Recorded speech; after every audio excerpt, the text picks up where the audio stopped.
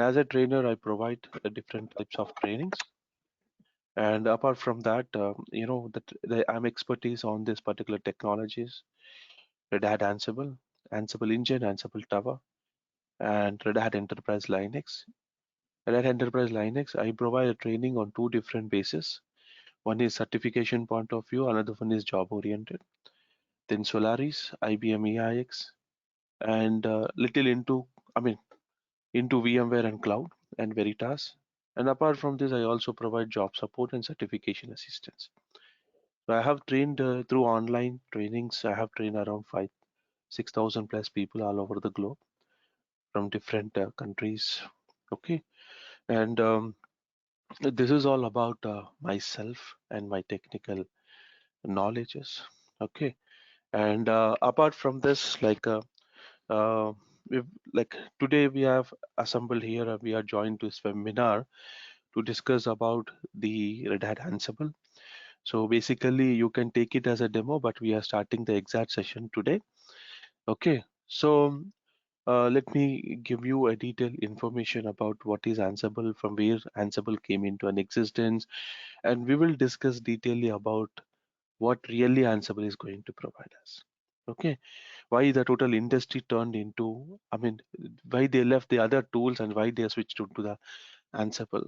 Okay, this is all we are discussing, right? So the first thing you need to know here is Ansible is an automation tool, and it is an open source automation tool, I can say. So when I say open source, what is the meaning of it? Open source means the code is open to everyone, right? See, when I say that code is open to everyone, what we will do with the code? If you are good at coding, you can develop your own code and you can change the things. This is what important here, right? So when I say that it is automation tool, you will have a doubt. There are so many automation tools, right? Then what is the use of going for again Ansible? So because the people are switching to this Ansible automation tool because it has many other different features compared to other tools, right? And if I want to tell you, it is not only an automation tool, it comes and it is totally automating, from development to, you know, production. You can automate everything here, right? So this is what exactly happens. So let's go. So it's a platform used for IT tasks such as configuration management, application deployment, intra-service orchestration, and provision. And this is what exactly we can do with the help of Ansible, right? So many people also have a doubt, where it is being used. Can I use it on Windows? Can I use it on Linux? Can I use it on Linux? Yes, very simple. Like Ansible is available right now for Linux as well as Windows also. So you can install Ansible. It's just a package. You can install that particular package on your Linux or Windows machine, and you can manage your entire infrastructure. When I am saying that entire infrastructure, the people who are working in data center, maybe you are already aware of it. What is infrastructure? It might be a server, it might be an OS, it might be a storage database, it might be a security devices like firewalls, routers, switches. Everything can be automated. Even you can automate your cloud environments, you can automate your Kubernetes and containers, right? You can automate your VMware virtual environments, right? It might be from any vendor. It might be from any vendor because most of the time we are familiar with VMware. That's the reason we are talking about VMware. Even Red Hat provides you a very good virtualization environment. Even other vendors also provides you the virtualization application. So you can automate everything here, including ticketing tool, monitoring tool. Okay, so this is what exactly. Okay, so we will discuss more about it. Now let's go. So what basically you want to know the history of Ansible here, basically how it came into an existence. First of all, you know that Ansible is an open source, right? So in 2012, the Michael Dehans has introduced it. Who is Michael Dehans here? He is a developer. He is a developer having a vast experience in different automation tools or DevOps tools, we can say. Before 2012, he worked around 14 to 15 years on these DevOps tools, and he has a vast experience. He digged into each and every tool, and You know, he has a very good knowledge on that. Then what made Michael D. Hans when he was working with each and many tools before 2012? What made Michael D. Hans to develop and introduce the Ansible? The problem here is when you go to the other tools, the problem is, if you want to go for configuration management, you should use something called Puppet, Chef, and CF Engine. If you want to go for server deployment, you should use something called Capistrano or Fabric. So what here's the problem here is different tools for different, scenarios, different requirements, right? So he was just looking, why don't a single tool provides you everything for the industry? A single tool has to provide everything in a sense: configuration management, application deployments, server deployments, okay, orchestration. Everything should be done from development to production. It should happen. It should happen. So how? Okay.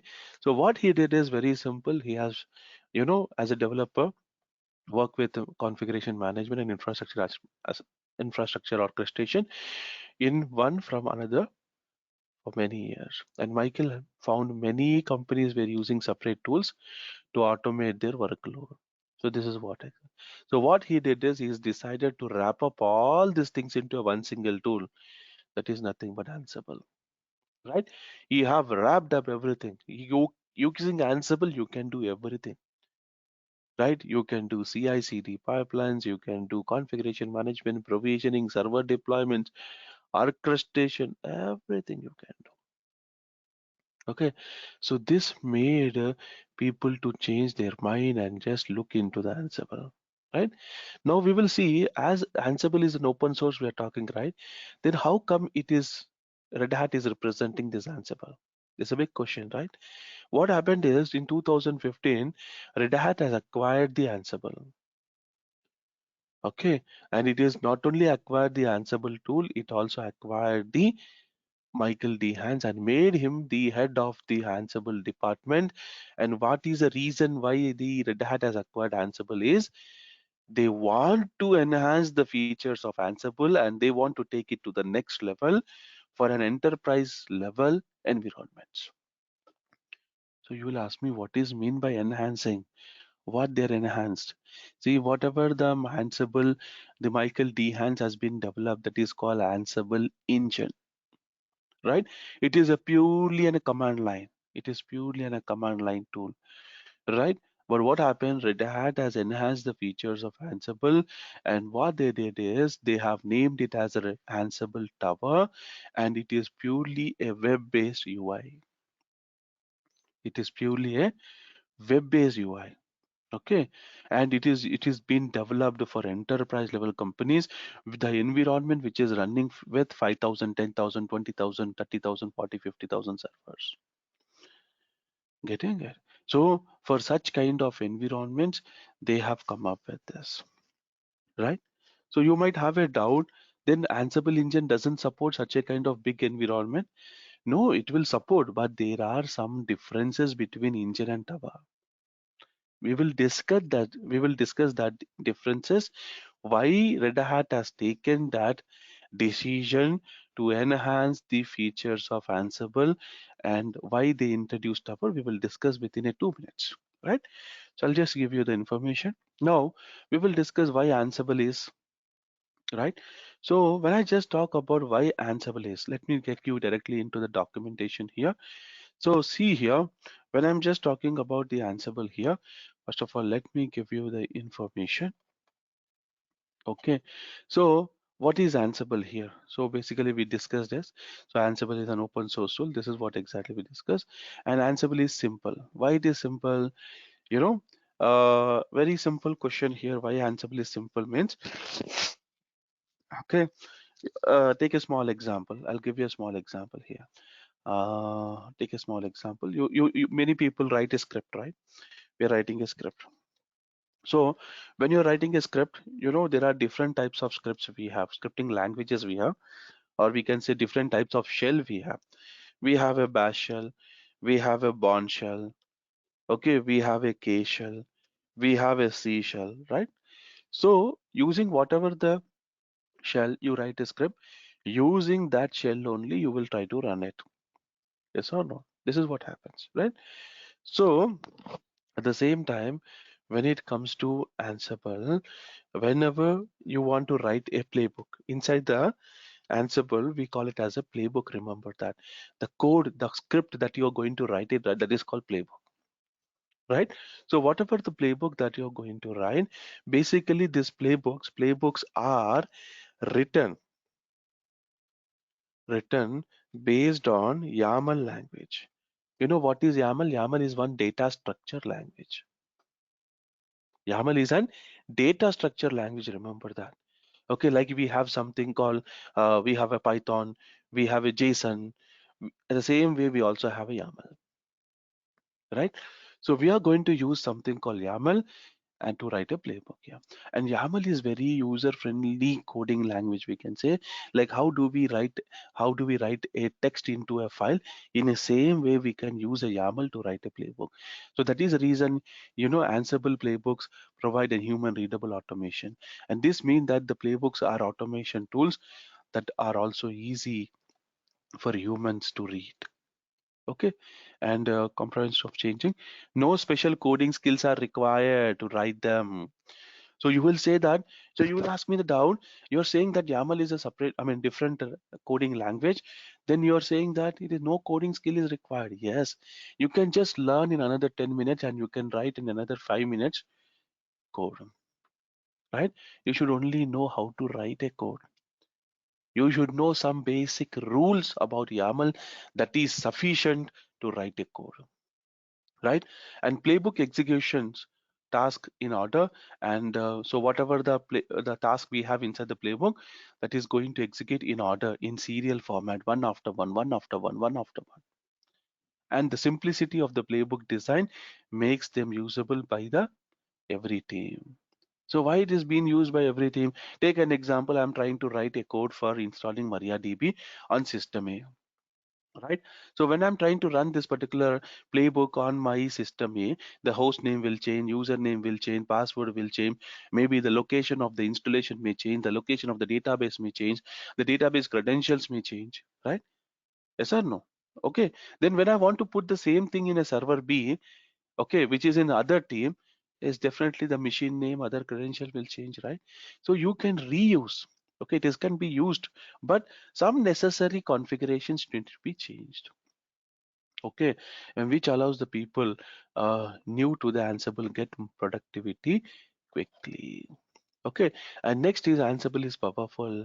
Why it is powerful? We have already discussing here. Ansible to deploy application, configuration management, workflow automation, network automation, and you can orchestrate enterprise, I mean entire life cycle life cycle of an application.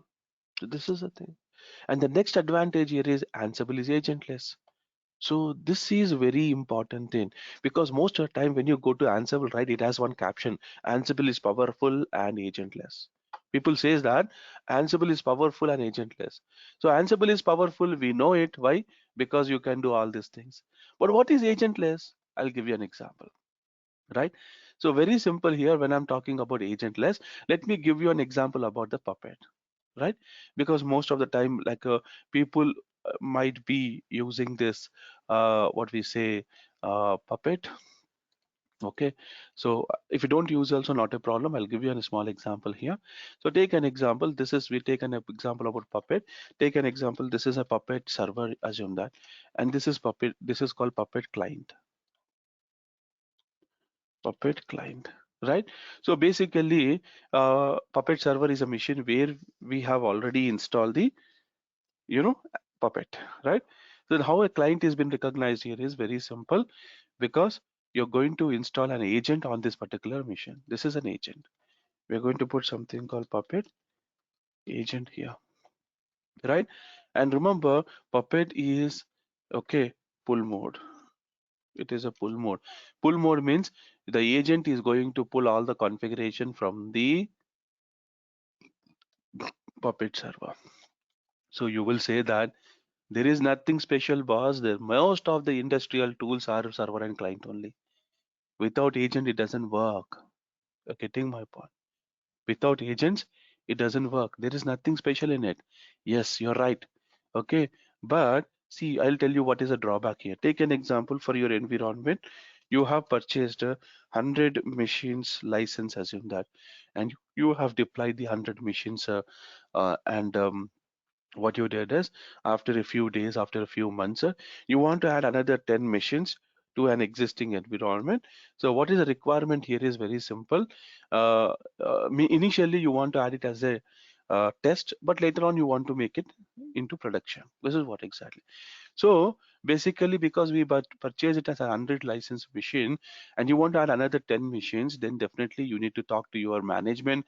You should get an approval. You will have to buy the license and then you need to start working on. So that means it is being involved in a cost here, right? So this is the things here. So, but whereas when you go for Ansible, what happens? I will tell you. So when you go for an Ansible environment, very simple.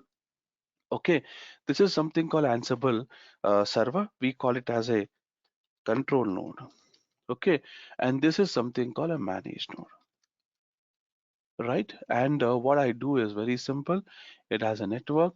Why we are calling it as Ansible? I mean control node, because Ansible is installed here. Ansible is installed here, right? And here on managed node, nothing is installed. There is no agent. Then you might have a doubt how we are communicating from control node to managed node using a default service that is called Open SSH.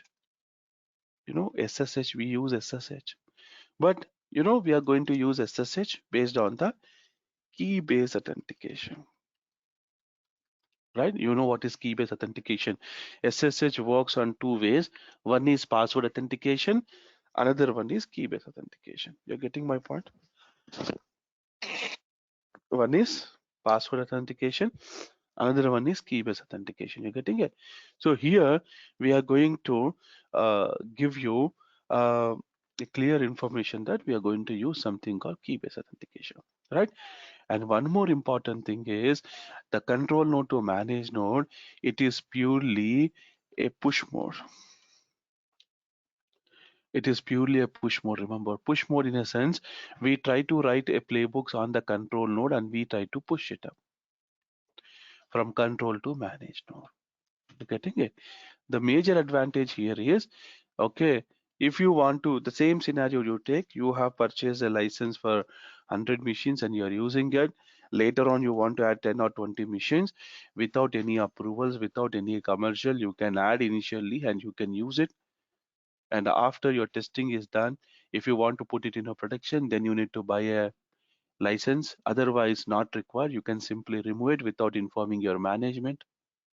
So this is what happens here. This is the benefit. This is the benefit of Ansible, right? So because of these all reasons, people are going for more Ansible. Okay, so you can see Ansible is built on agentless architecture. Typically, Ansible connects to the host and manages it using an SSH. And if it is Windows, we can go with WinRM tool. That is called Windows Remote Management tool we have, and it is nothing but a push mode. Pushing is nothing but it pushes the small program called Ansible modules. So you should know what is this modules. Very simple here. When it comes to Linux, maybe you are aware of commands. You're aware of commands, right? So without a commands, we cannot perform any task. Take an example. You want to create a user inside the Linux. What is the command we use? User add. You want to create a group. You will use a group add command. You want to install a package, you will use yum. If you want to enable or start a service, we try to use something called systemctl. We try to use something called systemctl, remember. Okay. So in the same way, when it comes to Ansible, we have something called modules. Okay. So here we have a module called user. We have a module called group. We have a module called yum. We have a module called service, or we have a module called systemd, right? So whenever you're trying to write a playbook, based on your task, we try to use a different types of modules to perform the task on your remote manage or target node. Getting it? So this is how exactly it's going to be. So the playbook, whatever you're going to write, it has a modules. Just remember, and we will discuss detailedly about the modules within a 5-10 minutes. And this program are used to put the system in a specific, I mean, desired state. And what is this desired state here? See, I want to create a user. That is my desired state, right? It will create it and makes it into that particular state. If already user is existing, it do nothing. It do nothing. This is what happens. So any module that has pushed and removed when Ansible is finished. So what does it mean? Like very simple here. Whatever the modules that is being pushed from control node to manage node, it performs a task and it removes it. Okay. You don't leave any modules on the manage node, right? And you can start using Ansible almost immediately because no special agent needed to approve and use them to deploy in a host manager, because there is no agents and no additional custom security infrastructure and no cost involved. Ansible is more effective and secure than other alternatives. Okay, this is all the things. And we talk about number of strengths here. When I'm talking about number of strengths, basically Ansible support cross-platform support. Cross-platform means you can use Linux, Windows, Unix, and maybe your control node might be Linux, Windows, Unix, but your managed devices, managed node devices will be network devices, physical machine, virtual machines, cloud environments, containers, anything it can. And next thing is human readable automation. Why? Because we are going to write the code, we are going to write the playbook using something called YAML. And YAML is a text file. It's a human readable language. You can just read and you can understand. And perfect description of an application. So this is a very, very important thing, I can say that, because for any environment, most of the small environments I'm telling you, which are using which are running with a small environment like 50, 100, 200 machines, they have a problem like what is the problem there? With the small environments, there is a documentation problem. Documentation problem is, take an example. I'm working with small project which has 100, 200 machines, and I'm trying to implement something. I'll try to implement everything, and implementation went on successfully. After the implementation goes on successfully, your company people appreciate you. You know, and project is running fine, but they ask you to make a documentation, but we never make a documentation because that implementation, we think that it is our own. Okay, we don't want to give it to anyone. Okay, we want to make them dependent on me, right? Now what happened, one fine day we will get some new offers, new good company. Okay, you will leave the company, the new person will come again, he has to dig from the first. This is what happens. But whereas when it comes to Ansible, right, if you want to perform any task, any implementation, anything that you're going to do it, you should write a playbook. And really the playbook is going to solve the entire industry's problem, that is called documentation. So playbook is totally a document. It's a certified document for each and every task that you're going to perform. Is this clear? So this is the benefit here. Okay. So every change can be made by the Ansible playbook, and every aspects of application environment can be described and documented. Okay. And easy manage version control.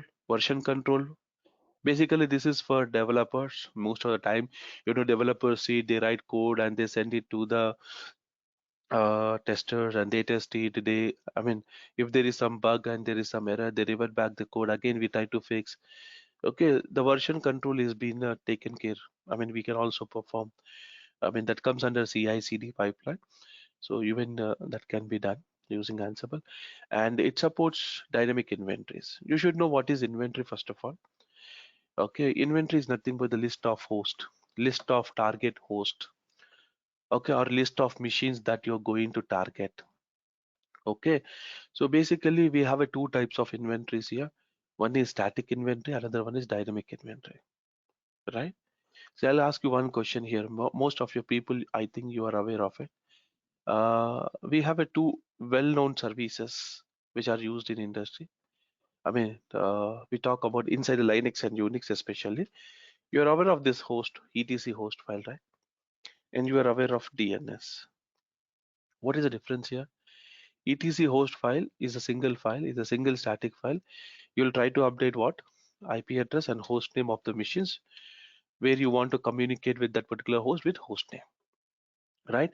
DNS is something like a centralized management system where we centralize the host names and IP addresses, right? So, so when it comes to inventory also, it is something like that. We try to create an inventory and we will try to put the host name server A, server B, or 192.168.27.10. Like this. So whatever the machines you listed here, we are going to hit that machines. We are going to hit that machines. This is called static. And you'll ask me what is dynamic inventory? Very simple. With most of your environment, have you heard about CMDB tools, configuration management database tools, right? Otherwise, Red Hat Satellite Server, LDAP, Kerberos, right? And there are many other tools we have. From there, we are going to try to pull the dynamic inventories. The purpose of dynamic inventories is, you know, when you go to the big environments or cloud environments, many times you see that the machines will be coming up and going down, right? As it comes up, it comes with some new name. As it goes down and again it comes up, it comes with new name, right? New IP address. So how do I track it? Using a dynamic inventory, I will be tracking of that new machines. Is this clear? Right? This is how exactly it's going to be. This is how exactly it is going to work. Hmm? So we will be discussing detailedly about it. So the list of machines that Ansible manages can be a dynamic, updated by the external source in order to capture the correct current list of the all managed servers at the time, regardless of infrastructure or location, right? We majorly use this dynamic inventories, remember, for cloud and container and virtualization environments. An orchestration integrates with other tools, okay, like HPSA, Puppet, Jenkins, Red Hat Satellite, and other systems exist in your environment. Okay, so if you're doing orchestration, if you want to integrate with that, yes, you can go with, right? Most of the industry they are using Jenkins only right now. Okay, but slowly they are switching to the Red Hat Satellite, and they are also switching to GitHub also nowadays. What we have seen, and this is a scenario what it is going to say from development to production. It is going to support from development to production. This is a total, okay, the life cycle management of the application here. Okay, now let's discuss something about architecture here. So when I'm talking about architecture, we can say that architecture is very, very important. See, very simple, we are discussing about this image. We are discussing about this image here. Like you can see what is inventory, what is modules, what is playbook. When I say that user, using which user you're going to manage it, as a root user or as a normal user, or a local user, as a centralized user, right? You should know all these things. What is API, what is plugin? Okay, all these things we should know. Okay, let's discuss all about it. So let's do one thing. Whenever I'm talking about Ansible, as we see here, Ansible is purely a two different machines we will see. One machine will be acting as a control node. This is something called control node. So control node should be always Linux. We will be using only Linux only. Okay, so control node. So why we are calling it as a control node? Because Ansible is installed and running this machine. That's the reason we are calling it control node. Okay, fine. Okay, and remember one thing, your control node might be any machine in your data center. When I say any machine, you'll ask me, in my environment, I'm having one machine which is running with Oracle database. Can I use it as an Ansible control node? No problem. You can use it, right? I'm having my laptop which is running with Linux. Can I use that as a control node? Yes, still you can use it. I'm having a virtual machine which is running with Linux. Can I use it? Yes, you can use it. So remember, your control node might be any machine on your environment. There is no such mandatory rules that your control node should have those so and so specifications. Maybe you might have some hardware specification, but there is nothing like that. There is no rule like it should be something a separate machine for control node. Nothing like that. You can use any machine for your control node. Ansible is just a package. That's it. Remember, Ansible is just a package. You're getting my point. And Ansible is purely developed based on Python. That is the reason when you're installing Ansible package, it need a dependency package called automatically it resolves and it will install Python or a latest version of Python. We can say this is what it needed. DEP stands for dependency. This is what. Now, good, you have understood what is control node. Now you want to know what is manage node here.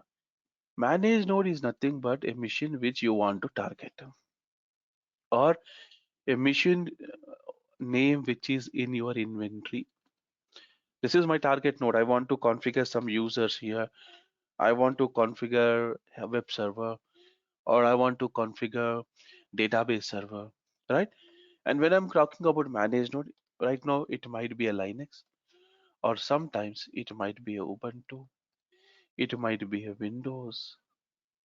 Okay, it might be a list of servers, a couple of servers in a rack, or it might be your cloud environment, or it might be your router or switch, whatever it might be, right? Let me name it here, Ubuntu. Okay, this might be Windows. This might be a couple of servers in a rack, in rack. This might be a cloud. Okay, it might be any cloud. It might be AWS. It might be a GCP. It might be Azure. It might be anything. Is this clear? Right? Or it might be a router or a switch. It might be a router or switch or a storage. This is what exactly. You can manage anything from here.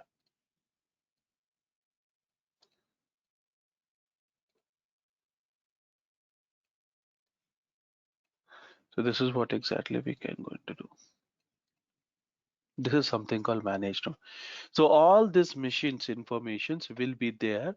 These are all called as my target node. This is all called my managed node. Okay, you're getting my on every machine I have different tasks I need to perform. For that, what I'm going to do, I'm going to write a playbook, right? And before I talk about a playbook, let me tell you, this all machines, whatever I have named it here, that all machines information will be there in a file called inventory. Okay, it might be a Linux, it might be Ubuntu, it might be Windows, it might be a couple of servers in a rack, it might be cloud, it might be anything, it will be there in my inventory. Okay, so this is what exactly it is. Inventory is nothing but list of host, list of target host, list of manage host, anything you can say. And this inventory, this is whatever the inventory we have, I have just mentioned here, right? This is something called a static inventory, remember. This is something called a static inventory. You're getting it? Static means you're gathering the machines, host names and IP addresses, you're putting into that file. Getting it? This is what exactly. Now let's talk about the other things. So as we discuss, manage host or list and inventory, which are organized those systems into a group. So we will discuss what is this group later. Just remember, you will come to know about what is group. Group for easier collective management. Okay, let me give you an example about group also. Take a small example. What is group here? Uh, we talk about a cloud environment. Assume that not cloud environment. Take an example. You are working in some company and your project is running from different locations, right? It is there somewhere in USA. It is there somewhere in UK. It is there somewhere in Singapore. It is there somewhere in India, right? This is something called USA. This is something called UK. This is something called Singapore. This is something called India, right? Assume that. And what happened here is in USA we have one DB server. So what is this db.usa.com? Okay, we have something called UK, db.uk.com. And in Singapore we have singapore.db.com. And here in India, india.db.com. Right? Now someone asked me to do some collective operation. They are saying that we need to apply a patch on all these four machines, okay, at a time. Okay, basically all these machines are in my inventory. Assume that. So this is my inventory. I'm having something called, I'll just try to copy and paste this. Okay, like this. I have, this is all there in my inventory. There's nothing to worry. It is already there in my inventory. This is there. Good, it is there, right? But it is a individual machine, right? It is an individual machine. Okay, not a problem. So, but I want to do a group, I mean collective operation. So what I'll do is very simple. What I do is same inventory, I'll try to create a group. So how do I create a group? Like this, within a braces, a square braces, I'll define a group name as web server. And what I do is I'll try to put all these machines into a one single group. You're getting my point, like this. Now what happens is whenever I'm trying to create a playbook, right?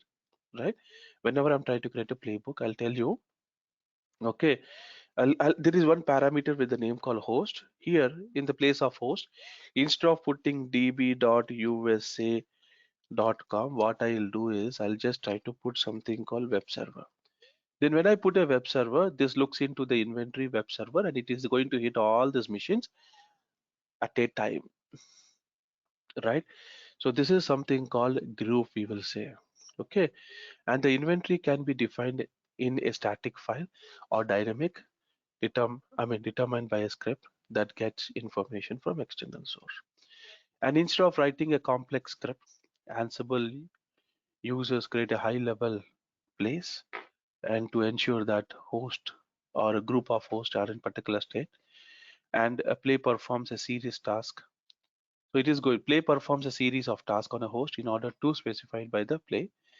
And as we discussed, playbooks are written in YAML. So let me talk more about the playbook here. When I talk about a playbook, see, before I talk about a playbook, let me talk something about what we say about a script. Okay. So why I'm talking about a script, I'll tell you. Okay, I'm going to talk something about the script here. Where it is? Yeah, here it is. We are talking about, right? So let me do one thing. I'll just try to move here. So we are talking something about the script here. So why we are talking about a script? How do we identify a script? With the extension called .sh. Most of the time, right? 99.99% we try to put an extension called .sh, right? Then when you open the script, take an example. Script.sh. The first thing you try to write a shebang, right? I hope this is called shebang slash bin slash bash something. Okay. So why shebang? Shebang is nothing but it's an interpreter. Okay. With this interpreter only, the script gets executed. This is what exactly. At the same time, when you try to when we're talking about playbook, always remember The playbook that we write. Okay, take an example. I'm writing a playbook for HTTP to deploy HTTP. The playbook extension should be something called .yml, or it should be YAML. This should be the extension of the playbook. This should be the extension of playbook here. You're getting my point. So always it should be .yaml, YAML or YML. This should be the extension, right? If you don't put extension also it will work. I don't say that, but it is a mandatory rule to put an extension called .yml. Okay, this is a thing. Now, when you are writing a playbook, assume that I'm trying to open a playbook here, something called http.yaml. I'll try to open a playbook. And how do we start a playbook here? Always a playbook should start with 3 dashes and end with 3 dots. This is a this is a rule that you need to follow.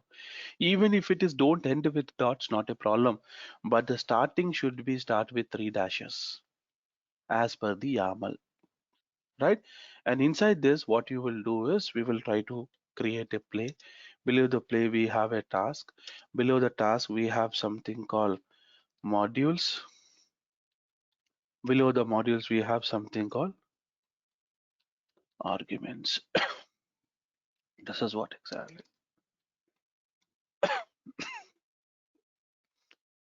You're getting my point. And remember, play contains host name, host.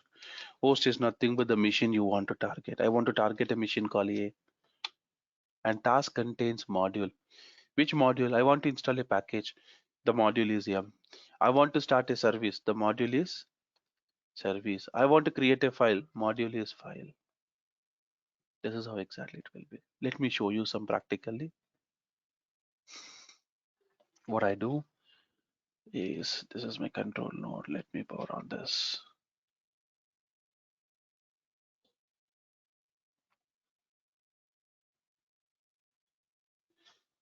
So what is orchestration, Pradeep?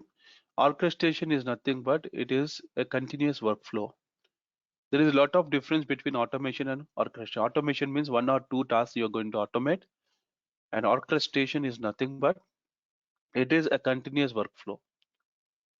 Okay. Yeah. So let the machine come up. I'll try to show you the examples about the. Still, I think it did not come up. I think it is coming up. Just wait.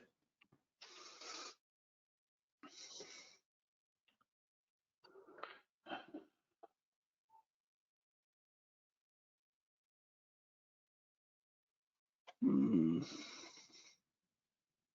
Yeah, it came up. Let me restart the session. Yeah, I got it. Then I'm going to log in as a user called Ansible. Password, I'll just try to put it. So this is my control node because Ansible is already running from here. I can just run this command to see this. Ansible is still, it is running from here. You can just see this. Clear, right? So what is the version of Ansible? 2.9.27. This is a configuration file. This is a location where the configuration file, and this is a location where the modules are existing. And these are the binary. Binary is nothing but executable commands. And basically it need Python and GCC compiler as a dependencies. Is this clear? So this is the thing. Now let's go. I'll just try to show you some playbooks here. CD project. There is one directory with the name called project. Within this we have a playbook.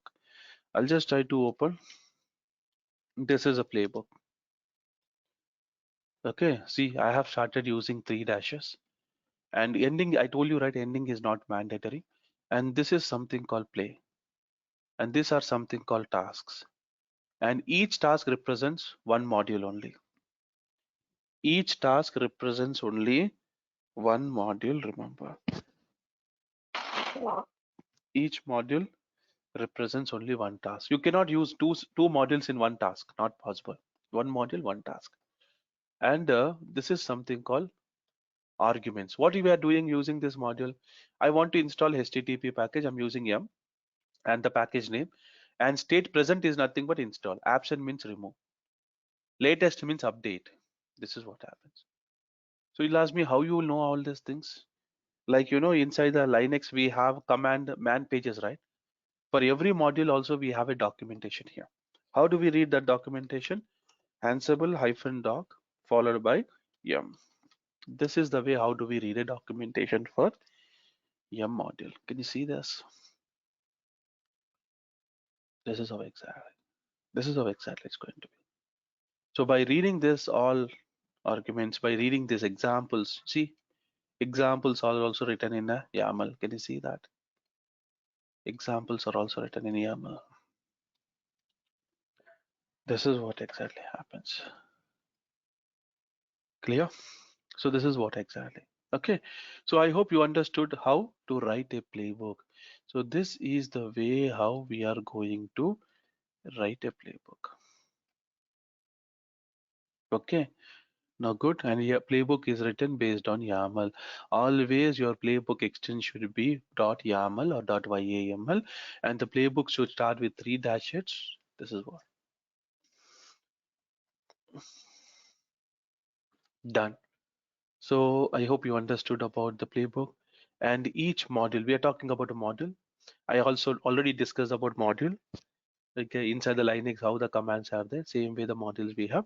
But you should remember one thing: modules are developed based on what? Python. Let me show you. So when you run this Ansible hyphen version, right? This is the location where your modules are existing. This is a location. Just run ls. There is a directory with the name called modules. Can you see this? We have a modules directory here. Let's say ls. See, there are many categories of modules. We have cloud, cluster, command, database, inventories, monitoring tools. See, let's go into the cloud. So as you go into the cloud, see, there are many types of clouds. It might be Amazon, it might be Azure, it might be Google, it might be HC Cloud, it might be a Docker, it might be VMware, it might be any other clouds. Now let's take you into Amazon. As I go into the Amazon, you will see this is all modules. And see all the modules and their documentation are in what extension? .py. Py stands for Python. Py stands for Python. Py stands for Python. Is this clear? This is how exactly it's going to work. Py stands for Python. Right? You can read this also. You want to read this documentation? Yes, you can read. That's not a problem. This is all the with examples it is there. The same documentation you can list using this command ansible hyphen doc followed by ec2. So you just see ec2. What is the use of ec2? Create or terminate ec2 instance. Create or terminate ec2. Mammal. So this is the module. This is a documentation here. Can you see this? This is a documentation. This is a documentation. This is all the information. Can you see this? You can just go with these examples. This is you can go with this example. You can go with this example. You can copy this as it is and you can make some necessary changes and you can start communicating. So this is how exactly it will be. Right? And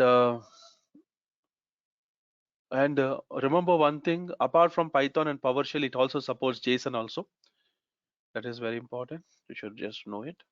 The modules are essential tool and toolkits. And Ansible shipped with hundreds of modules. Okay, when I say hundreds of modules, how many modules the Ansible is going to provide us? I'll try to run Ansible hyphen doc hyphen L. So when I just say L here, so this is going to give you all the modules here. So you want to know how many modules we have? You just try to use this small filter WC. Everyone aware of WC, word count. So 3,387 modules we are having.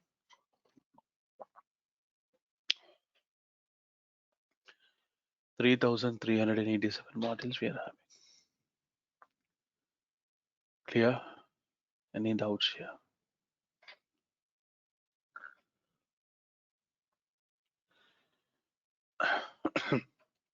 Is this done? So I hope your doubt is clear. I hope you are understanding the concept. Then we talk about tasks. When used task, module generally ensure that some particular aspect of the machine is in particular state.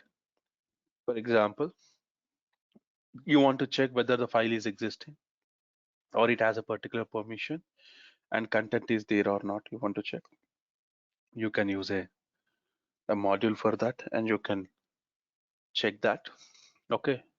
You can write a playbook and you can check it. Or you want to perform something like you want to know whether particular file system is mounted or not. Or you want to know that if the system is already in that state. So what happens is you should understand one thing. This is very important thing. Take an example. You want to check something. The file system is mounted. If the system is not in that state, the task should put that in that state. If the system is already in that state, it do nothing. It do nothing. This is what important. So this is something called idempotent. We call idempotent. So why we are calling it as idempotent? Because remember one thing: the playbooks, task, or whatever the modules we are using it, they have totally designed in something called idempotent way. Why idempotent means it is safe to run multiple times. Even you run for multiple times, nothing is going to happen. Right? Small example: you want to install HTTP package in 20 machines. In 20 machines, 15 machines already. In 15 machines, it is a new machine that you are going to install it, but another 5 machines it's already there. If it is already there, it do nothing. If it is not there, it will install it. This is called idempotent. Do nothing means even it doesn't again run the command to install it. It just sees, okay, it is there. Whether the version, release, everything is matching, then it do nothing. You getting my point? So this is what exactly. So because of this design in idempotent, really I'm telling you, even you run a playbook for many times, it is safe, it is secure. Okay, nothing is going to change on your remote machine. We should not have such fear at all. Okay, you can walk freely, you can work confidently when you're working with your environment, right? Safe. And when your system are in correct state, the playbook makes no changes when you run it. This means that you should able to run playbook on the same host multiple times safely. When your system are in correct state, the playbook should make no changes to it. And there are a handful of modules that you can use to run arbitrary commands. This is all things. And what is plugins here? Plugins are nothing but it's an enhancement of module. Getting my point? It is an enhancement of the module. And you should know what is API. API is nothing but, take an example, you want to connect to a cloud console, right? We need an AWS API to communicate with that cloud console. You want to communicate with Azure console. You need an Microsoft Azure API on your control node to communicate with. So there are very good number of APIs that Ansible is going to support to communicate with your cloud environments, right? This is what exactly. And architecture is agentless. We already discussed SSH and WinRM is used. And when I talk about Red Hat Ansible Tower, as we talk, Ansible Tower is especially for enterprise mainframe, right? It has been designed for big environment and it's purely a web-based UI, right? Now, most of the time people ask me why we are switching to Ansible Tower. Most of the environment, why they are using Tower. I'll give you some differences here. When you go for engine, it doesn't provide you a log. There is no log for a specific log for engine. right? Even it doesn't record in varlog messages also. By default, I am telling you, if you want to configure a log, that is different scenario. Manually, we can log it, configure it. But by default, you don't get a log. So if you want to track the log, that is not possible in Engine. That is the reason people go for Ansible Tower. In Ansible Tower, there will be a log recorded. There will be a track of log about every job, every project, every user, every credential, right? So second thing, when it comes to the Ansible engine, you are creating a playbooks and inventories, right? There is no control on this particular playbook and inventories. What is mean by control? Control is nothing but you want to give a privilege to a particular user to a particular inventory, particular playbook. Not possible, right? You should always depend on your native system permissions like chmod, right? But whereas go to the tower, there is a concept called RBAC. Using RBAC, you can have a total control on your playbooks and inventories, right? For a user, you can allocate a particular inventory, particular project, or particular playbooks to a particular user. You can monitor them. You're getting my point. Okay, so this is the benefits we have. And next thing is, when you go for Ansible engine, you should always use VI and Vim to write a playbook. But whereas when it comes to Tower, there is one benefit. Have you heard about PyCharm? Maybe you're aware of PyCharm, which is used to write a Python code. You can use such kind of tools, or you have a Visual Studio, which is used for Terraform. The similar kind of tools we can use, and we can write a playbook there, and you can save it on your local machine, and you can upload into your GitHub account. From the GitHub account, you can give an absolute path to that particular playbook to the Tower. This is also possible when it comes to Tower. Okay, for this all kind of smart management, it has been used. Okay, see, I'll try to clear all your doubts at the end of the session. Please, I'll give you, we will discuss 5 to 10 minutes. We will discuss all your doubts, nothing to worry. Okay, so this is what the some of the differences between Ansible Tower and Ansible Engine, right? If you go for large projects, definitely you should have a control on the everything. That's the reason people go for Tower. So from last 15 minutes or 20 minutes, we are discussing all about this architecture, right? And CMDB, you know what is CMDB? Configuration database. You can manage your cloud, public or private cloud, all those things. So Ansible way, complexity kill productivity. Everyone know that. If you have more complexity in your data center, definitely if something goes wrong, it will kill your productivity. That is the reason what they say you should maintain your data center, your environment very simple. Okay. Uh, okay.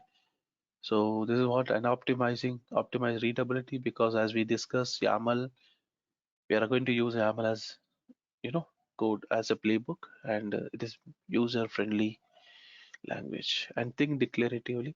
Ansible is a desired state engine, which just now we discussed about ID important, right?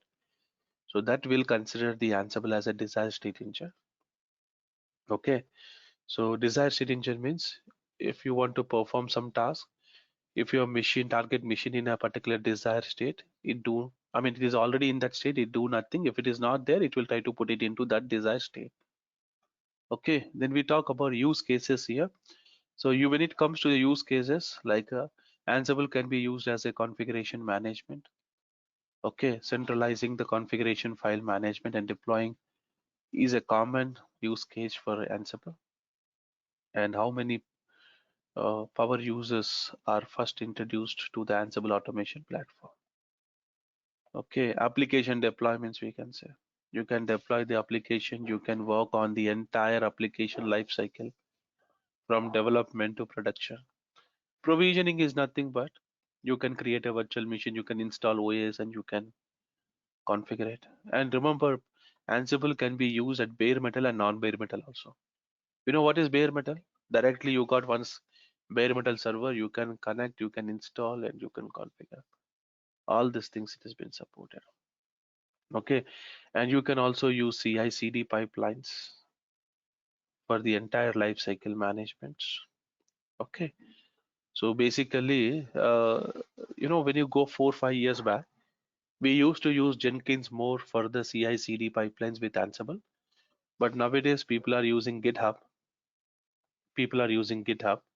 I mean, Red Hat Ansible experts say that use GitHub. It is 100% suitable for CI/CD pipelines. Next, using Ansible, you can work on security compliances. It can be a firewall, routers, switches, or any other things. Then orchestration, already we discussed, configuring alone. Do not define the environment, your environment, and you need to define how, okay, multiple configuration interacts. So orchestration, this is what exactly. And there are some links here where you need to click on these links and you need to just see how the Ansible is going to work. So basically, I'll show you one thing here. Just try to incognito. So basically, this is a link where you can go. Docs.redhat, I mean Ansible.com. As you go into this,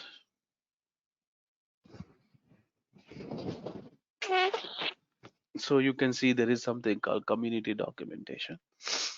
So you can click on this community documentation here. Ansible community documentation installation get started. Click on this. Then you will see all the documentation. It might be installation guide, porting, anything you can go from here. Okay, so I'll just try to put this link on the chat.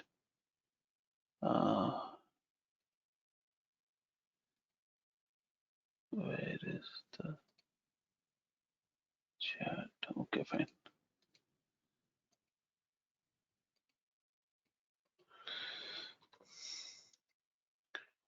You can just copy that from the chat and you can keep it with you. So this is all about, and there will be a quiz. I mean, we just go with the quiz. So which of the following term describes, hello? Which of the following term best describes the Ansible architecture, right? Which of the following term best describes the Ansible architecture? It is Client, purely, client server. no, architecture is agentless, right? It is not client server, it is agentless. Okay. And which network protocol, okay, does Ansible use by default to communicate with managed node? SSH. And which of the following files defines the action that Ansible perform on managed node? What is that action? Playbook, right? And what syntax is used to define the playbook? YAML. What is that? YAML. This is what exactly. You can see it is agent-led. It is not client. Actually, Ansible is a client only. There is no server at all. Okay, we are calling control node. You're talking control node as a server, but it is not a server. It is just a machine where we install and configure playbook. That's it, right? Okay, so that's the thing. So let's see the installation. We'll go with the installation and we will see how do we configure a control node here. So when I'm talking about control node here, remember one thing here. So we need to create one virtual machine. I'm going to show you everything from the scratch, nothing to worry. But before we configure, I mean, before we create a virtual machine, before we install Ansible, you should know some prerequisites here. So I'll just try to go on to this link here, installation guide. I'll try to click on prerequisites. So when I talk about, don't think about the resources, CPU and memory. Why? Because whatever the minimum configuration that you're going to have, that is nothing but one CPU with 2 GB RAM, that is sufficient. So let's do one thing. I'll go fastly. I'll just try to create one virtual machine. Can you see this? I'll just try to create one virtual machine. So you should have a latest version of VMware, right? And if you after downloading this, if you need a license, I'll also give you that also. I'll put it in WhatsApp group. Nothing to worry. And you know from where to download VMware also, right? If some people don't know, I'll also tell you that. Go to the Google VMware workstation uh, trial. Okay, so just click on this and you need to go down and you need to download this. Okay, I'll just try to put this link on the chat. I think everyone are getting these links. Just put it onto one notepad. So download it and install it. I'll also share the license key. That's nothing to worry. Then let me create a virtual machine. You need to install it. Okay, after installing, you'll get this kind of screen, home. Just click on create a new virtual machine. So as you click on new virtual machine, it asks typical or custom. You go with the custom, then say next. Then I will install operating system later. Just go with this option, even still you have it. Just say next, go with the Linux and select something called Adair Enterprise Linux 864-bit, say next. You need to browse. Basically, you can go with C drive, but if you feel that the C don't have enough space, then what I recommend is you have to go with something called a different location, right? So I'll just try to say,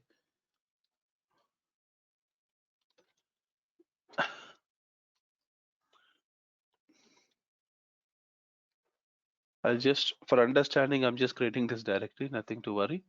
Inside this, I'll create one more directory and I'll just try to put something called C node, that is called control node, C node 1, right? So this is what I'm going to browse this and just say enter.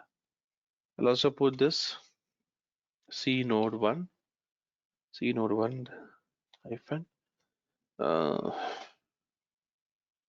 weekend hyphen jack, because there are many machines. That's the reason I'm just trying to put it. So I just gave the name like this. Give one processor is sufficient. 2 GB memory by default is okay. Go with the NAT. Go with the recommended. NV memory disk. Go with that. Nothing to change. Just say next. Create a one disk with 20 GB. That's sufficient. Just say next. Next. Finish. So the machine got configured here. Just you can observe. This is a machine. It's already created. Okay. Just go to the CD and DVD. Try to browse your ISO image. It is already browsed. If it is not browsed, you can just click on the browse and you can just do it. Then just say okay. Then power on this virtual machine here.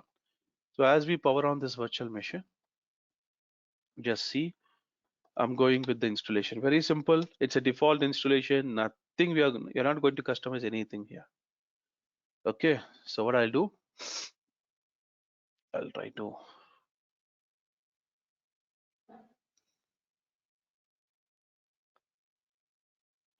the installation process will get initiated.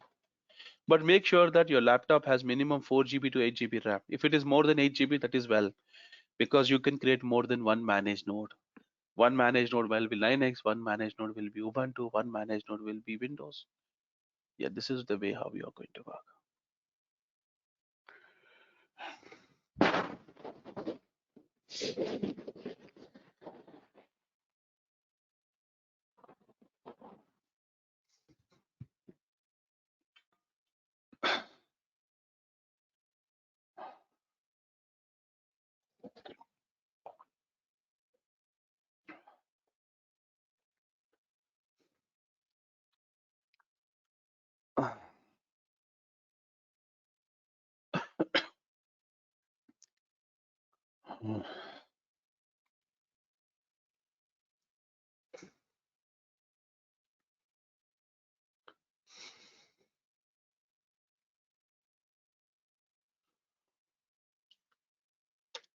Oh, it's taking some time.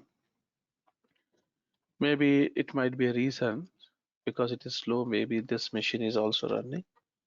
Let me switch off this sudo power off.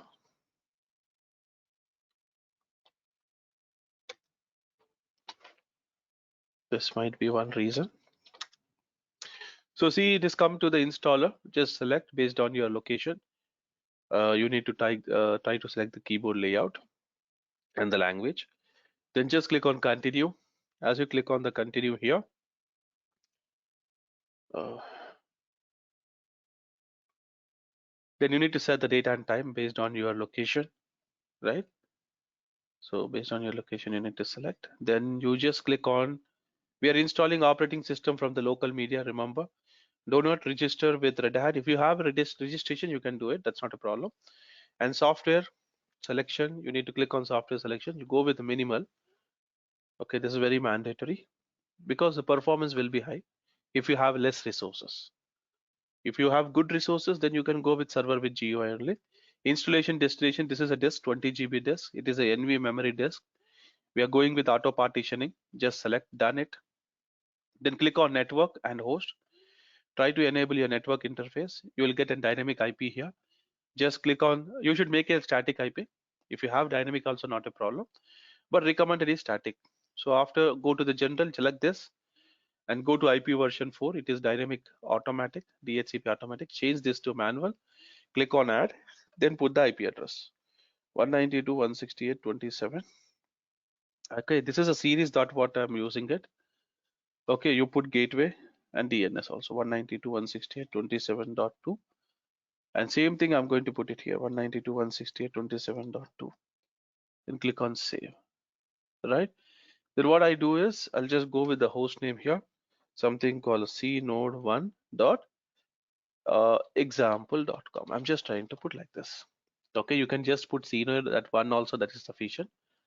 Just apply, then click on done, and then click on Red Hat password. Give the Red Hat password as Red Hat. I mean root password as Red Hat, and I'm going to create one normal user here.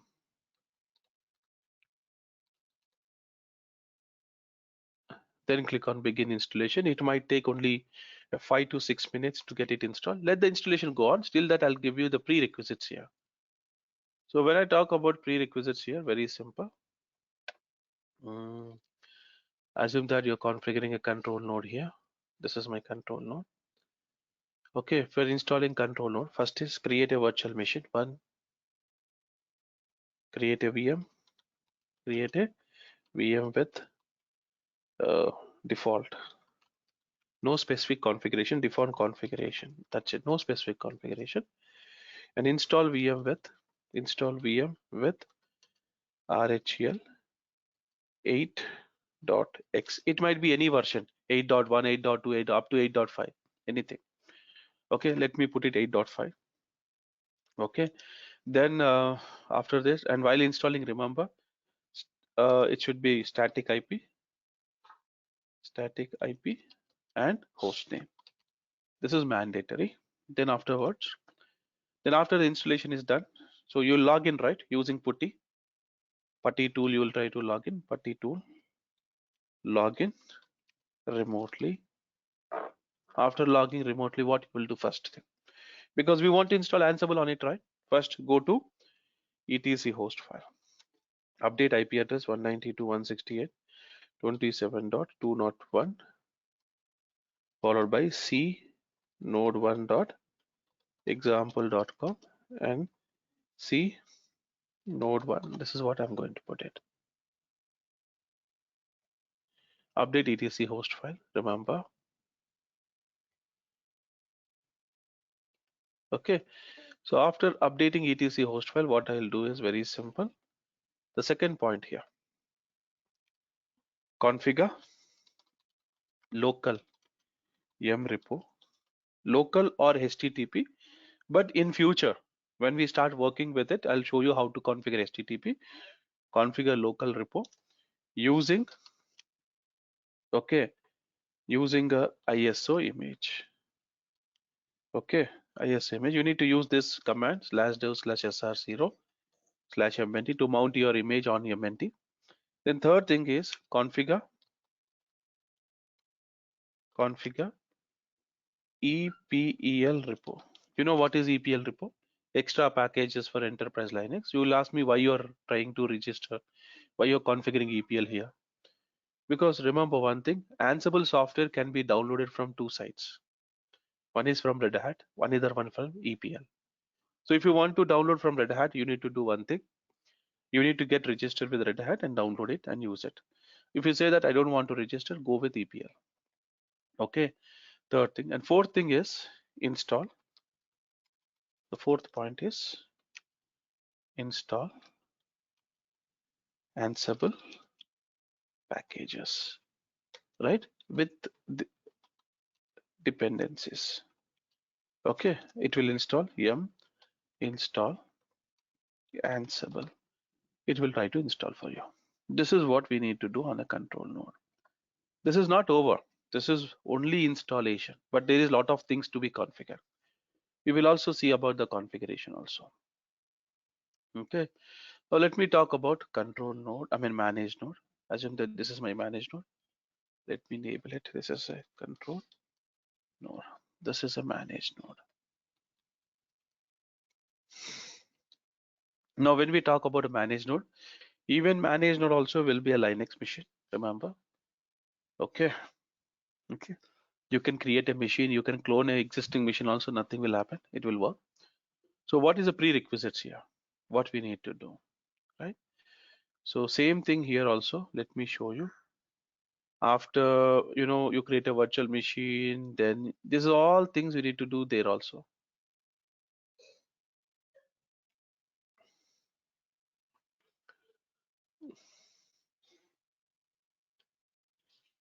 Up to here. You should do same things there also, remember. You should do same thing here also.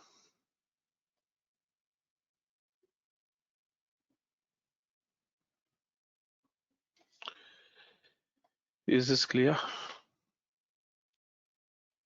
So create a virtual machine, install, update etc host file using putty, all these things you need to do it.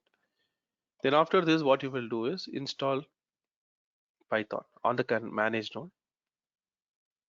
Here the third step will be install Python. Because as I told you, Python is a you have to install Python. You have to install Python. After installing Python, it is not sufficient. Then now here you need to work some more things. Create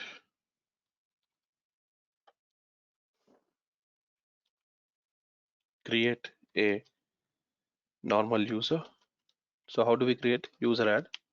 I'm creating with Ansible user, then set the password Ansible. Then after setting, the fifth one is update in sudo vi sudo. How do we update?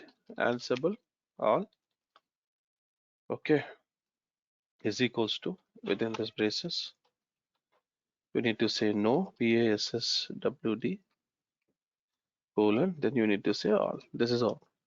Then after doing this, save it. Okay. Then the sixth thing is switch to su hyphen Ansible user. Then afterwards run sudo hyphen l to see the privilege. This is what we need to do it. This is what, right? This is all the manage node configuration. So let's go and see whether the installation is happened. I think the installation is going to get complete. So once the installation is done, first we will try to clone this machine because we need a manage node, right? Again, installation, it will take some time, right? And sometimes you will ask me, how do we get registered with Red Hat? Very simple. Go to access.redhat.com, click on login, click on login. As you click on the login, then it asks you if you have a credentials, you can log in. Otherwise, click on register for Red Hat account, and it comes here. It asks corporate or personal. Just select the personal and put all the informations and get registered. Getting it? This registration doesn't go waste. Even when you're working with Tower, it will be useful. Getting it? And from this site only, once you get registered, you can download Red Hat softwares also. For example, I'll try to log in here with my credentials here.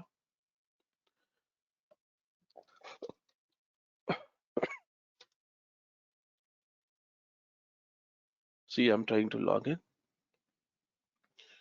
This is my credential. So you can just click on this. So my name is Balachandar A. This is my account number. You can click this. This is all my informations, right? Now you can download any software from here. You want to download Red Hat software? Want to download Red Hat software? Yes, you can download. Yeah, you all know that Red Hat 9 is also in the market, but it is a beta version, remember, right? This is what. So which version you want to go with? 9, 8.5? What? You just go with 8.5. If you want, you can try with the 9 also. That's not a problem, right? Actually, it is going somewhere else. Actually, you need to go to the product actually.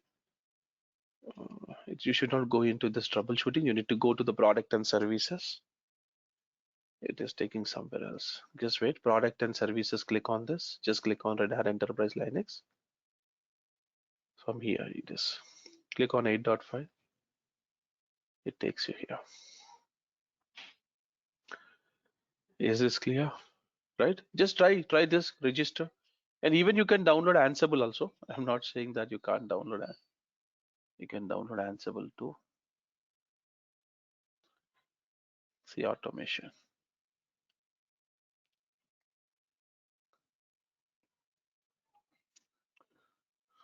From here you can download it.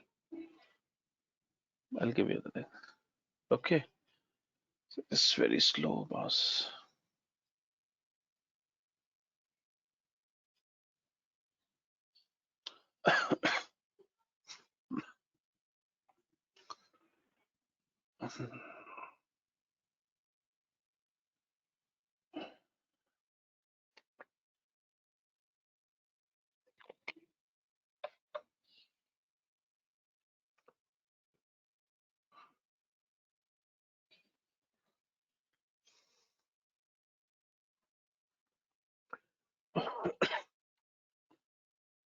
Hmm. Just be patient.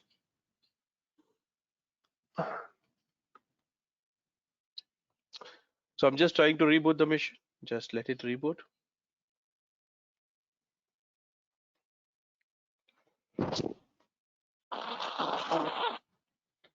Sorry.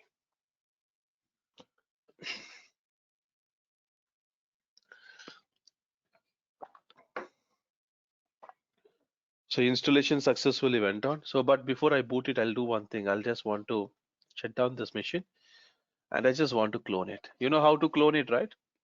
Right click on the machine, go to manage clone, right? So just say click on next.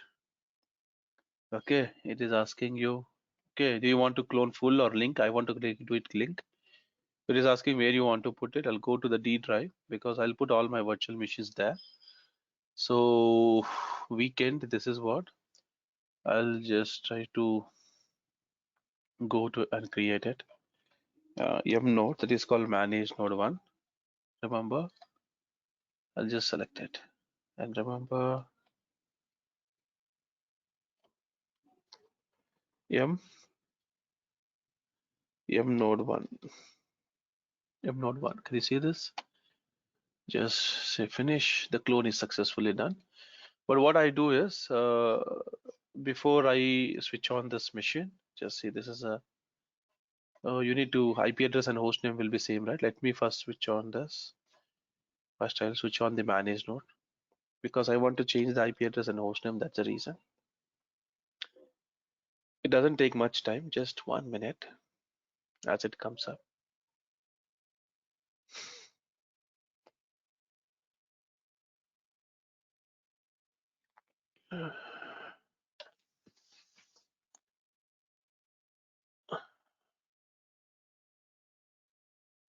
So let me log into this machine here as a root. Let me change the host name and IP address. Trying to run nmtui. First we will change the host name. You need to put something instead of C name. You need to put em node. Em. Just say okay. Then go to nm here.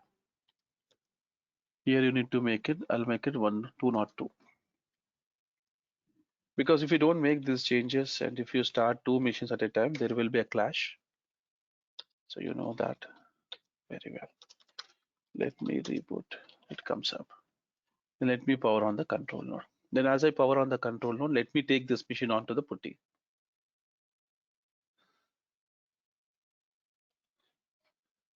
Let me take this machine onto the putty. So 192.168.27.201 and C node 1 hyphen Jan hyphen weekend. Just try to save. Before I save, go to the appearance. I'll just try to make the changes here.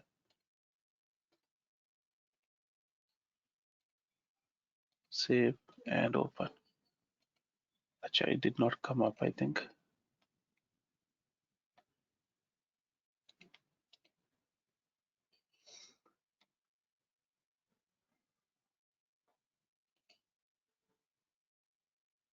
Acha, there is something wrong.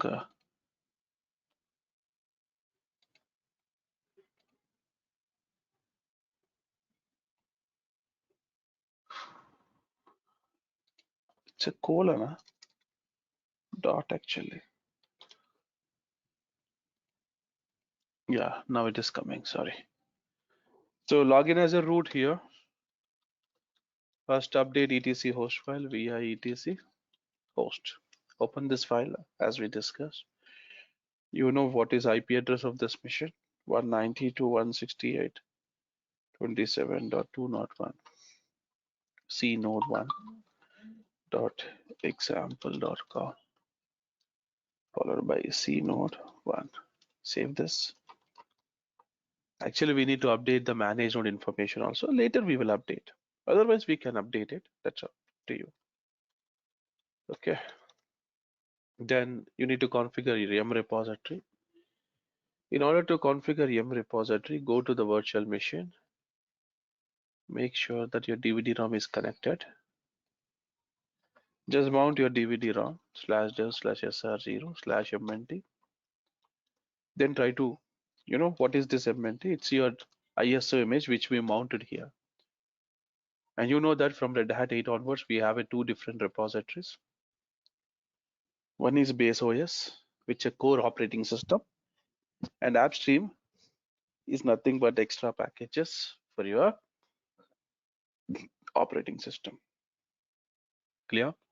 So what I do, I'll configure yum repository via etc yum.repos.d. I think you all know about this. I hope. Otherwise, I'll give you the configuration. You can make note of it. So I'm just trying to configure base OS. Name is equals to base OS RPMs. Then the base URL. Base URL is nothing but the path. So as we are configuring local repository, the path is something like this. Then enable is equals to 1. GPG check is equals to 1. And GPG key key is equals to file ://mnt followed by, you need to put this key.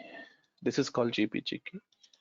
I'll copy all the 6 lines here and paste it here and make the changes. AppStream here also, AppStream here also, AppStream. Rest of all is same. This is the way. So let me do one thing. I'll copy this and put it into a chat. Just put it into your, okay, then save this information. Then try to run yum repo list -v. It should give me the repository information. The local repository is successfully configured. You can see that inside the AppStream repository, we have this many packages. The size of the repository is this much. In the base OS, this is the packages we have. Hmm? Then after this, what we will do is very simple. I'll just try to configure EPL repository. For what reason? Because I'll just try to say yum list Ansible. So this local repository doesn't provide you Ansible package. Only one thing, you need to register Red Hat and download from there and install it. Second thing is you need to configure from EPL. So do one thing, go to the browser, just go to the Google, just type EPEL for Red Hat 8. Just click on this Fedora project. Remember, don't go on to, you can go to other side, but not. So go to 8. This is RHL 8 here. See this? Copy this line. That's it. Copy this command. Copy. I'll just try to put even this onto you, the chat. The same thing, I'm going to paste it here. It might be DNF or yum. It will work. Nothing to worry. So I'm trying to install this package to configure EPL repository. So the EPL repository is configured. So very simple. So then you'll just say yum repo list. You should able to see your local repo as well as EPL repo. This is here. Now try to run yum list Ansible, whether it is showing the package. Wait.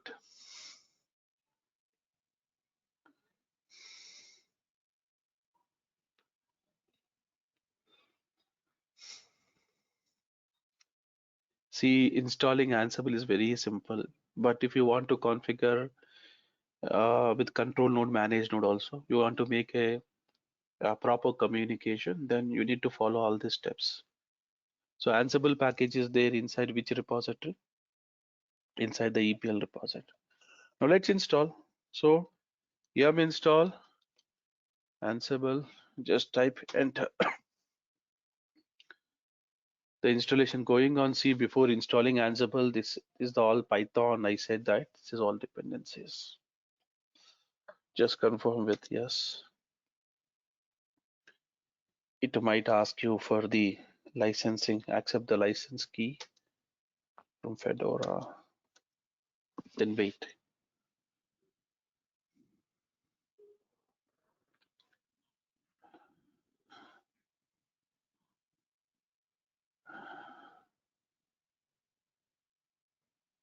Ansible successfully got installed.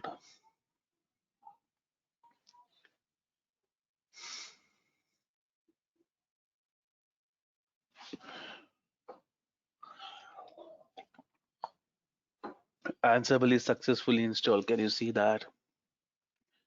So you can run this command Ansible hyphen version just to know which version of Ansible 2.9.27. This is the latest version. Is this clear? Now we'll talk about manage node. So as the manage node is up, so let's do one thing. I'll just try to open the other putty console. So what I'll do, 202. I'll just try to put yum node. Then I'll just try to go with colors. I'll just try to change the foreground color. I'll try to make it black, and background color I'll just try to make it white. Then I'll go back. I'll just try to save. I'll just try to open. So this is what. So you should remember this is my manage node. I'm connecting as a root. M node that is called manage node. C node that is called control node. Right? Now what I'll do is very simple. Here also same thing, update etc host file via etc host, update the information 192.168.27.202 followed by yum node 1 dot is it example.com yum node nvo node 1, right? At the same time put the control node information also.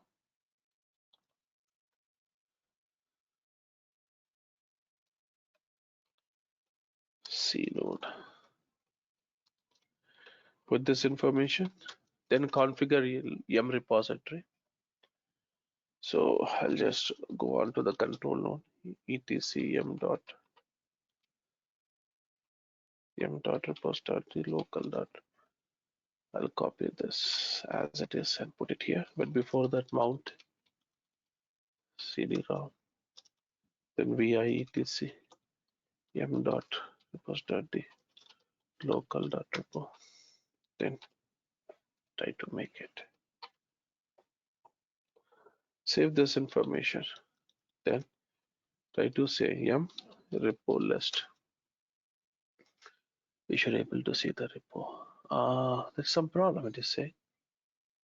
Why it is giving this issue?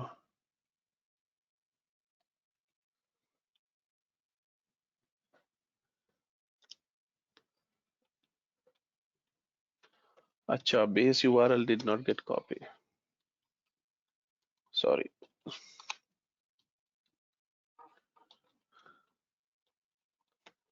Now it will work, see.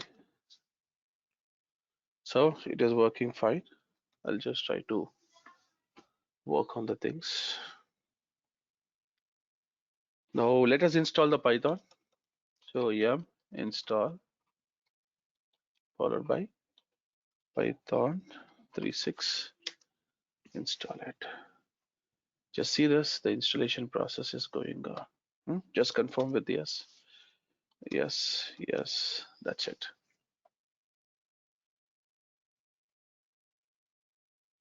Python is installed. Then once the Python is installed, do one thing. Try to create a user.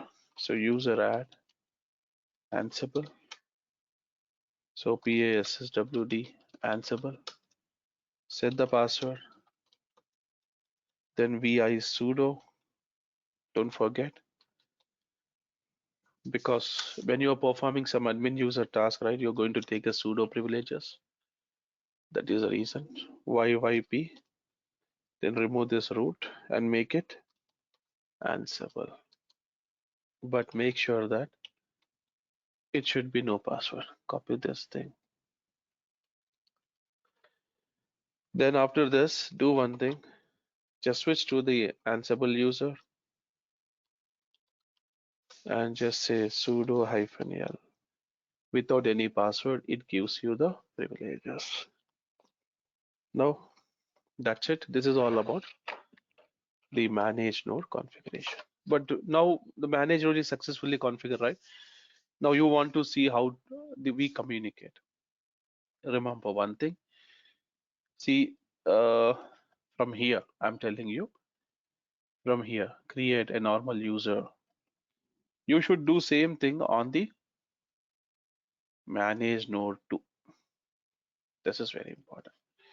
And after doing this, sixth after this, on the manage node, I mean on the control node, as you switch to the user, right? As you check this, ssh-keygen, you need to run this command to generate the key. Then eighth thing is ssh-copy -id-i dot ssh/id underscore rsa dot pub, followed by which machine you want to do it, node1, okay, dot example.com. You can put the user because we are doing with the same user, right? Here also on control node we have Ansible user, and manage node we have the same user. No need to put the username. If it is a different user, 100% you need to put the username. Okay, so let's do the same thing here also. Okay, I'll go to the control node here. So user add Ansible, passd password Ansible. Put the password, then vi sudo, then update this information here, yyp, then Ansible,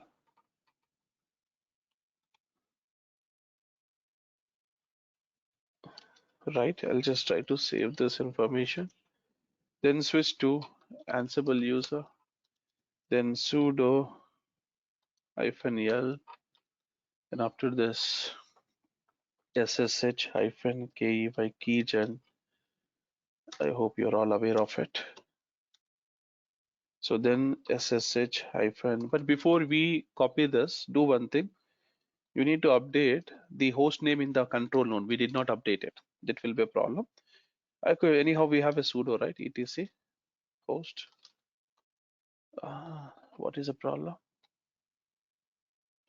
Sudo vi, sorry for that, yp, then put c2 instead of c node. We should make it em node. We should make it em node, right? I'll just copy this to just try to save it. After saving, ssh hyphen copy hyphen id hyphen I. Okay, copy hyphen id hyphen I dot ssh id underscore rsa dot pub followed by the username. Done. Press and enter. It has the password. Confirm. Then copy it. Now try to do this command. That is it. You will be able to connect without password. Yes, the successfully we have done the server and client. I mean control node and manage node configuration. Now I want to show you some examples here just to test, right? Do one thing. I'll try to create one. It is not. We will discuss these things later in the tomorrow session. Okay, I'm trying to create one project here, and inside this project, I'm creating one file as an inventory. TORY. Okay, I'm going to use inventory. Press.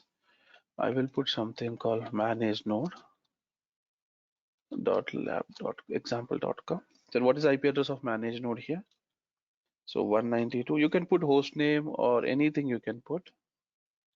202, or you can put the em node one. Also, you can put anything.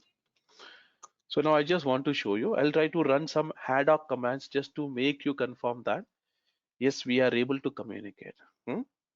So this is my haddock command, Ansible.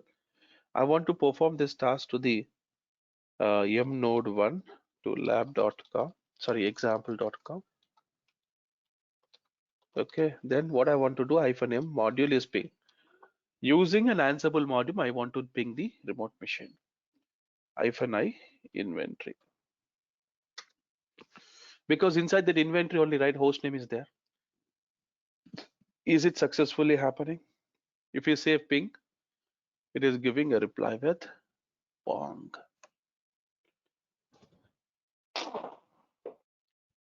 Is this clear? So this is confirmed that the control node and manage node communication is proper. In the place of this, you can run anything, right? Let me show you some more things here. Hyphen m module. I'll try to use a command. Then I'll try to put something here. Hyphen a. I want to see the remote machine host name. Host name CTL.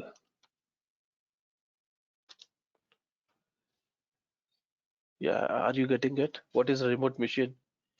You should see this change. This is the information. So this is all about how we are going to configure, manage, and control node, right? So as I hope you got all the handful of information regarding it. So subscription, not now. I will show you subscription concepts in the tower. Not now, not it is not required. Manage node already we discussed. If you're using Windows-based machines, right? So if you click on this, it is going to provide you all the configurations here. Even here also. Network devices. You can manage all network devices. So this is all about. So we have done with. So now if you have any queries, you can ask me, because today we have done with the first chapter. Tomorrow we will discuss about inventories, configuration files. Right? Venkat, if you are available, please unmute and everyone, and if they have any questions, they will ask. Yes, sir, I have unmuted. Yeah. Yeah, please, if you have any queries, any doubts, you can ask me. I hope you are able to follow my session. So we can communicate through which program? I did not get you. Come again, pardon. We can communicate Ansible through which program? SSH. SSH. I did not get you. You're asking, I mean, which program means from control node to manage node, you're asking, right? Yes, yes. It is a SSH only, right? You're going to use SSH only. Okay. And what types of server we can control? What server? I did not get you. We can control of it. Control node will be always Linux only, but even we can use Windows, but we are not going into Windows. Mm. Okay. So if we want to access with Windows, so we need to install for Linux, right? From Linux only, you can manage your Windows also. There are Windows related modules also we have. For example, I'll show you Ansible-doc, Ansible-doc, user, I'll just go. So user is a module. If you want to use the same module for Windows, this is a module you need to use. Win_user. Can you see that? This is what exactly. Is this clear? Okay. So the Windows Yes. modules are separate. It's separately there. You need to work on that if you are planning to do something on Windows. And sir, Any what other? is Bash? Pardon? What is Bash language? Bash is a scripting, right? Bash is a script. It's a Linux-based scripting. So what can we do with Bash language? Bash is a script. You need to write a script for that to perform some tasks. You want to create 100 users. You want to create a script. You need to use Bash Born scripts. You need to use, right? So, is there any questions from other people? If you have any queries, you can raise your hand, or else you can ping in chat window. We'll unmute you. Please, you can ask the questions. Yeah, if Uh, not, we will wind up the don't session leave. today, and we will do it tomorrow in another link. Yeah, please don't leave with the questions. Please clear your questions and then get the answers from me. It might be Yeah, related Sir, to can I today get exam. recorded this session video after complete this after Yes, yes, ending this session? you will be getting recorded sessions. You will be getting a documentation. Even whatever the playbooks that I am going to create, even I am going to share you that also. At the end On of the group or training, I'll be mail? sharing.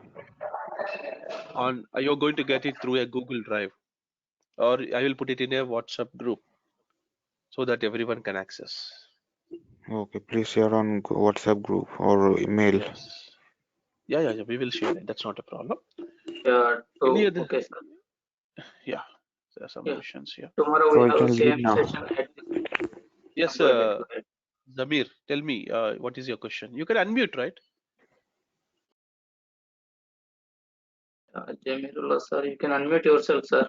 We are unmuting. Once try yourself. Yeah. Yeah. Yeah. See, Menu, Tell me. what's that bare metal? I did not get you. Please come again. No, yeah, you told me in, in the session, there's a bare metal. What's that bare? Bare metal is nothing but the machine without OS, right? You will be accessing the console, ALOM, ILOM, DRAC consoles, and you want to install some software on that. From that level, you can use the Ansible. You're Okay. getting my point. Okay. That is the meaning. What's that idiom pattern?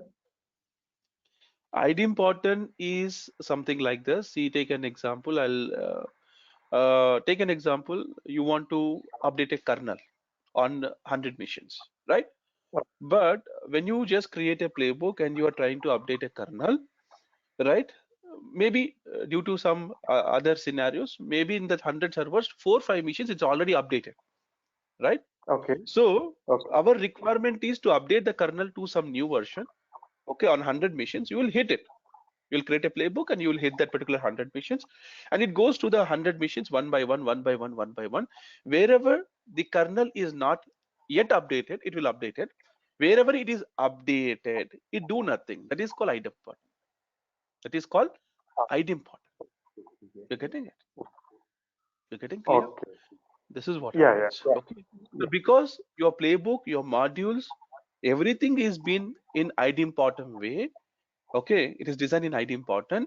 It is safe to run a playbook on machine for multiple times. Nothing is going to happen, Okay. right? I have one more question. One more question. Mhm. Uh, again, this.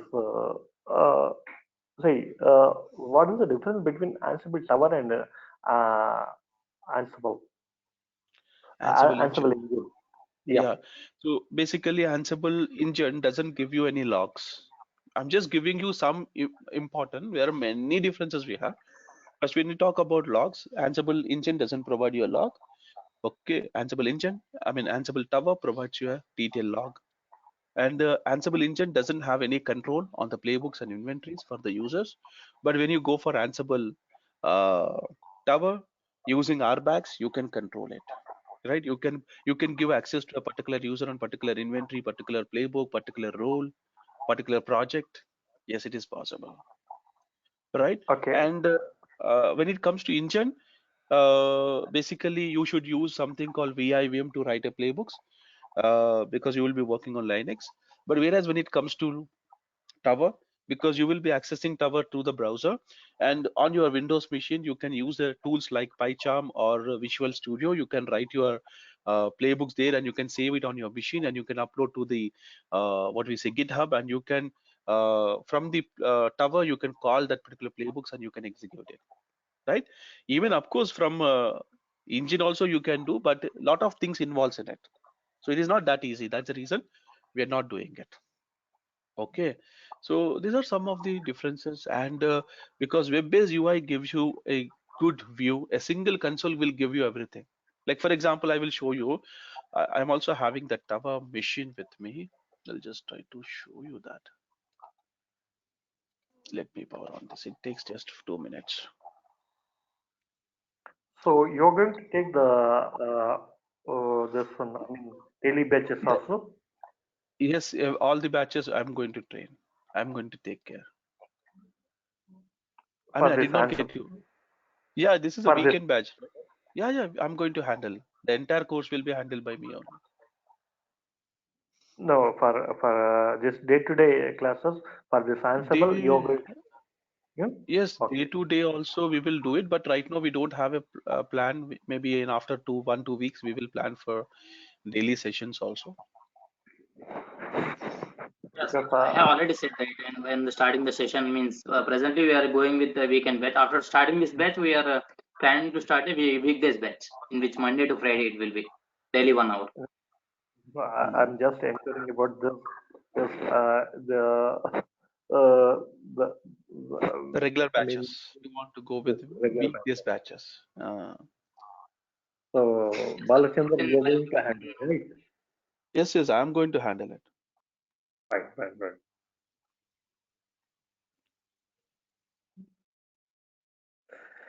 Let's see. I'll also show you once. I'll try to log into Tower. You will also see how this console looks. Let me log in because I just don't remember the IP address. Just try to know.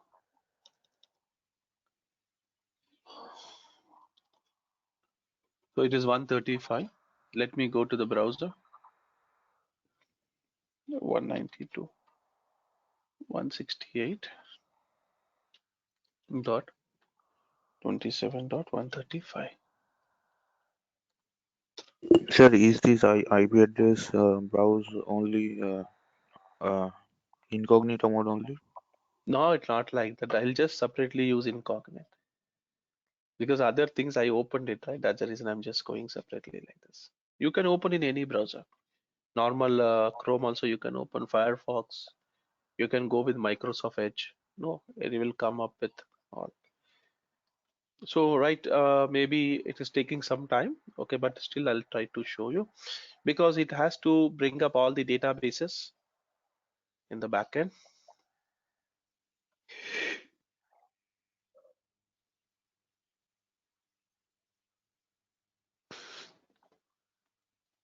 See, this is what. Okay, I'll just try to. This is how exactly.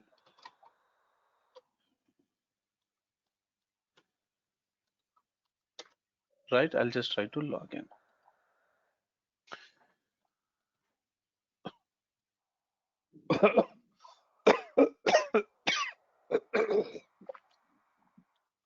This is the dashboard exactly. Can you see this? Yes. This is a dashboard of Ansible Tapa. This is all the information. So you can just go with templates, credential, projects. You can see organization users. You can create a users here. There is a default user called admin. Right? There's a clean dashboard will be there. You can know about the licensing here. I'll just try to show you something about licensing. See, I have gone with the developer subscription. It's a personal account only, but I gone with the developer subscription. I got a 365 days license, and I can manage 16 nodes using this tower, including tower mission. Can you see this? Yes, yes, yes. I can able to. Yeah. So So this class is all about Ansible engine or Ansible tower. the Ansible engine will be 30-hour session. The last 10-hour session will be all about tower. Because for tower, the prerequisite is engine. If we don't know how to write a playbook, or we don't know how to modernize the playbooks, and if we don't understand how the inventories will be there, then without that we cannot go for a tower, right? This is all about clear. So as you know, already you have a course content here, so I'll put this PDF onto your group also. This is all the tower concepts from 13 to 18 chapter. This is all tower concepts. We will see the features of tower installation, and we will see the overview of the dashboard, services, licensing information. Then we'll talk about users creations. We will try to set up a inventory. We will talk of how to pull the playbooks from the GitHub, how to configure dynamic inventories, how to create projects. All these things we will discuss. So this is all about. So I hope most of your doubts got cleared. So Yes. if you have any more doubts, you can put Thank it you, on sir. WhatsApp. You have cleared very well. Okay, so if you still have any doubts, you can put it on a WhatsApp group, not a problem. I'll try to take Sir, some can time I and I'll chat answer. you on WhatsApp if I have any doubts further? Yeah, you can put it on a group, that's not a problem. Okay, So then I think group is not group is admin only mode. So can I chat on WhatsApp? Can you share your number? no, I can't share right now. If you have any queries, you can just put it to the Venkat. Venkat will be sharing to me. Okay, so, fine. so See you. this recording will send by our mail ID, right? This Yeah, demo it will be recording. sent. Yes, yes, it will be sent to your email address. Okay, so that's it. So we need to Hello, there is some noise coming. Yeah, yeah. So that's it, and I hope most of your doubts are clear. We will meet tomorrow same time. So see you. Bye. yeah. Thank you. Thanks Thank for you. joining. Bye bye. Thank you. Have a nice day.